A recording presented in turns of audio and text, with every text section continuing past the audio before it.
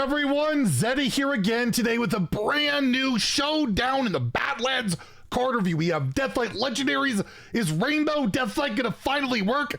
They're really trying to make it happen. Some of these cards look pretty darn cool, so we'll go over all of them. And if you want to win some of these cards, we have a giveaway going on for 2 regular pre-orders and now 2 mega bundles as we hit 74,000 subscribers. So thank you all for that. To enter that giveaway, like and comment in the video description below. And if we somehow manage to hit 75,000 subscribers by the time BlizzCon goes on, I will add another mega bundle. So hit that sub button, make me go baroque. So yeah, we got Deathlight cards. Deathlight's been we've talked about it, hasn't had a lot of new stuff to try out, and well, let's take a look at that will change. And first, we have a 1 mana spell. It requires a blood and unholy rune. So right out the gate, you cannot play it in a triple rune deck. This continues to be a thing where those decks just don't see a lot of play, but this is a very powerful card as it deals damage to a minion equal to your corpses. It doesn't spend them, it just deals it. So you got 20 corpses, you deal 20 damage, right? It kind of reminds me of a Light It Burns. Extremely efficient removal, especially in decks that actually can gain corpses. And you can't go triple unholy, so you can't like Plagued Grain and get a lot of corpses right away. But still, it seems pretty efficient. If these rainbow style decks ever work out, or there is right now currently a double unholy and blood plague Deathlight that also might be a bit popular because Highlander decks are probably going to be a thing and plague will counter Highlander, this slots in there pretty well. I would think you can also just discover this off of Vizier, your school teachers and all of that. It seems like a decent card. The only thing, and we'll talk about that in some of these other cards, is that rune requirement. Is that going to be an issue? Because it's been really hard for non-triple rune decks to really flourish so far. But I'll give it a 3 out of 5 in standard, I guess 2 out of 5 in wild, where Deathlight really isn't very good.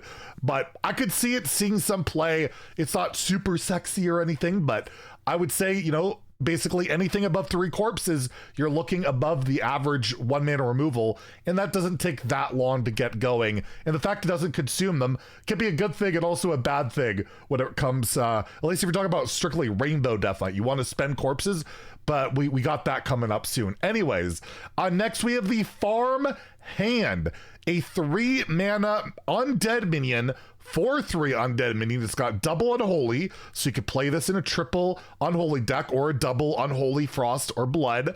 Battle cry, you discover an undead. Quick draw, it costs 2 less. So you top deck this Farmhand, you can immediately play it, and then you get that discount on your undead. Kind of like Nerubian Vizier, where you discover a spell, except the condition is an undead has to be dead within the last turn. Is that good? Probably not great.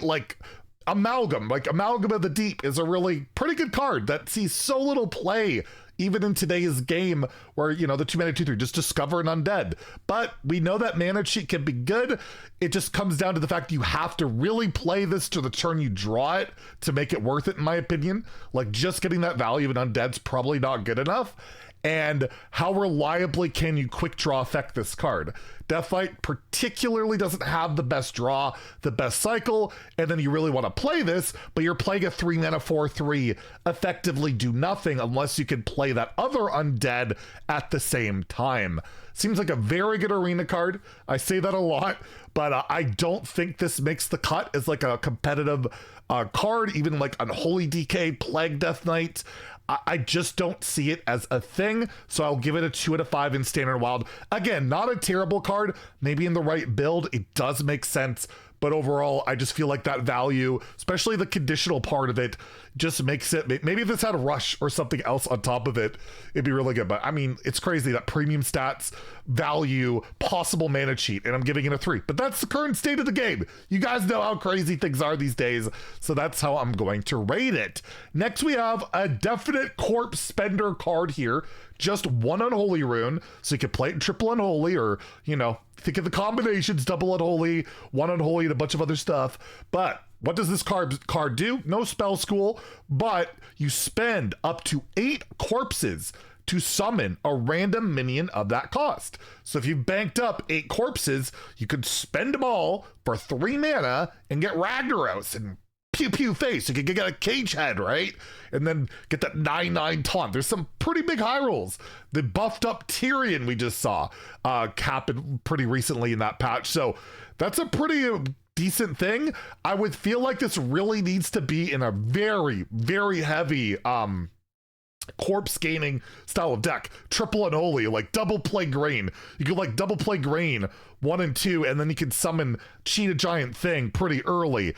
That's okay, right? But it's kind of reminds me a little bit of like that forbidden card that Priest had. You would spend all your mana and get the minion, but obviously you can spend 3 mana to get an 8-drop. It's a lot better than that, but you need those corpses.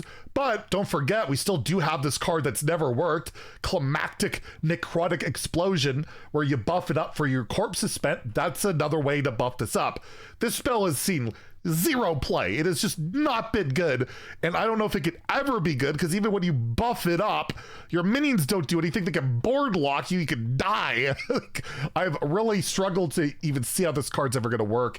But this is a way of doing that. But this could also, you know, you could cheat out a giant pretty early. Stitch Giant, I believe is 9 mana. Is it 11, 9? I can't remember how much it costs. But you spend all your corpses, you can get that giant out pretty quick. There's possibilities for it, but it's all in decks that haven't seen play historically yet.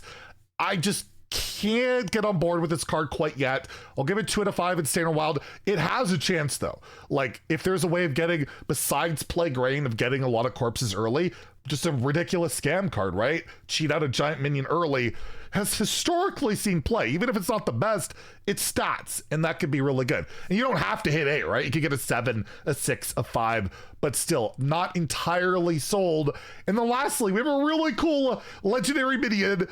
Just the name alone. The name alone on this card is 5 stars. Ma and Pa. I mean, come on. That's pretty darn good with that artwork. That was like the leaked t-shirt artwork. Ma and Pa, a 4 mana 1/8 undead. That is going to be pretty hard to remove. That's a lot of health.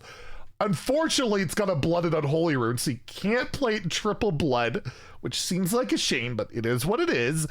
At the end of your turn, you gain 5 corpses. You gain that no matter what, right? Unless this dies after you played it, because you did something bad, most likely. At the start of your turn, you spend 5 corpses to give your hero plus 5 health. So if this doesn't die, like every turn cycle, you're gaining 5 health. You're also spending 5 corpses at the same time. Again, you could be buffing up a Climactic Necrotic Explosion. You could be cheating out giants. Maybe you just get those 5 corpses and then summon a big minion with Corpse Charm. Really good at Rainbow DK. Like, this seems like an incredible Rainbow Deathlight legendary, right? It could even go into that Plague deck. There's the double unholy blood deck. Maybe it works there too, just to help you stick around more, be a bit more frustrated, get those plagues to really get their cycle going. It's an undead itself. I don't know if this card sees play. I think it's really cool. I love the name of it. I like the fact it can work in the rainbow style. It can work in like a plague deck. I just wish it could be a triple blood, because I really like plague blood DK, and I feel like this would be a really cool card to put in there. Maybe buff it up. You can hand buff this, make it hard to remove. There's a lot of cool implications in Wild. You have like Drakari Enchanter, where you can double the, I guess, gaining the corpses. It won't be, I don't believe is there an effect that doubles the start of turn effects? I don't think we've seen that yet. But regardless, I think it's a really cool card. I think it might see play. Whether it be Rainbow, whether it be Plague, it has a shot. That 8 health, this sounds like taunt, right? You gotta kill it, or else you're just gonna gain infinite health. So I'm gonna give it a really generous 4 out of 5.